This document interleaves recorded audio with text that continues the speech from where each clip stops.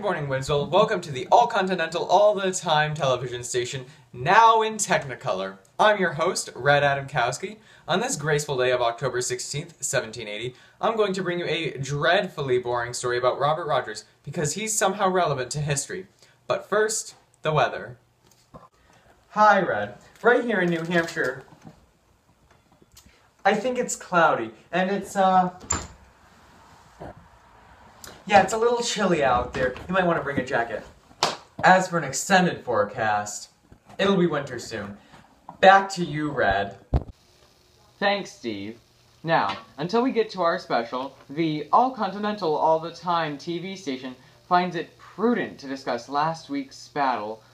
The Battle of Kings Mountain was a spectacle, a sheer spectacle. We brought in the station expert on battles of the American Revolution, and my brother, Blue Adamkowski. Hi, Red. This is my pal Green Tarantino. Hi, Mr. Red. Green. Now, Blue, about that battle? Of course. It was a spectacle, a sheer spectacle. The 7th of October, South Carolina and the Patriots have round about 1,000 troops. The Loyalists, since that was the enemy, had 200 more. But man, did we cream those suckers! We Patriots, nearly 300 died on the Loyalist side. Now, Ferguson, on the Loyalist side, was sent down to South Carolina to rally some Loyalists to help out old Cornwallis.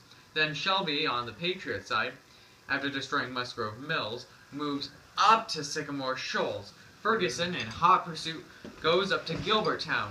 Shelby, completely oblivious to Ferguson, rallies 700 Patriots. My golly. However, 3 hooligans told Ferguson about this, so he retreated to the Broad River in an effort to get to Cornwallis.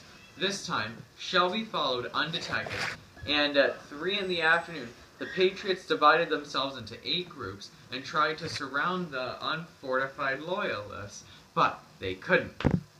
And so, the Loyalists charged them down the hill with their bayonets, and the Patriots came right back up, and then the Loyalists down, and the Patriots up, and you kind of get the idea. You see, the Loyalists couldn't aim properly being on the upper ground, and so Ferguson gave a final yell to bring out the best in his men, but was shot 7 times. The Continentals took a whopping 800 Loyalist prisoners. Boy, howdy, imagine they 800 of the little suckers. Unfortunately, we lost track of nearly all of them before we reached Salem, North Carolina. Salem, North Carolina, indeed. Charming. And now, ladies and gentlemen, the All Continental All the Time television station would like to show that it is, in fact, not biased with this week's Person of the Week. That's what Green's here for. Oh, proceed, Mr. Green. Thank you, Mr. Red. Yes, so, this person's week of the, I'm having one of those days. I feel you.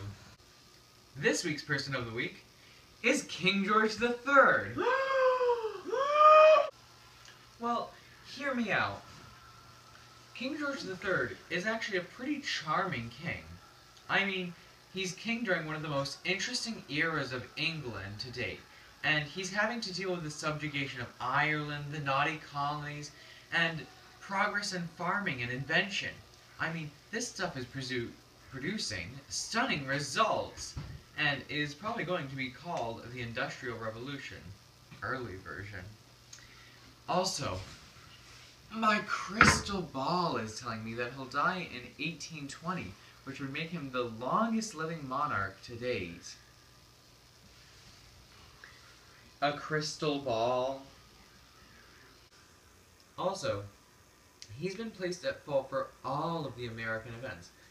It's not he who's creating these ridiculous laws, and it's not by his hand that the colonies are being ravaged. In fact, they used not to be ravaged. The Declaration of Independence just sort of uses him as an actor at which to throw tomatoes, when it's really the play that's badly written. Also, the king's not really being that bad to us. He just isn't recognizing our freedom. He just wants to be with us.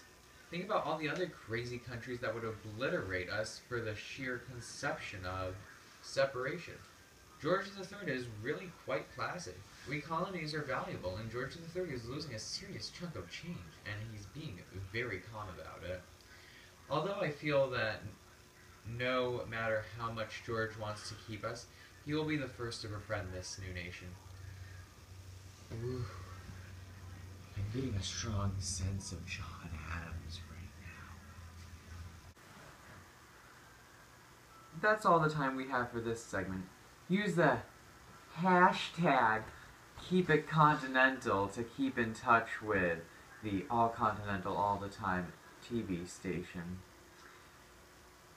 You can leave now, by the way. And now we will talk about Robert Rogers. Oh, now you're leaving.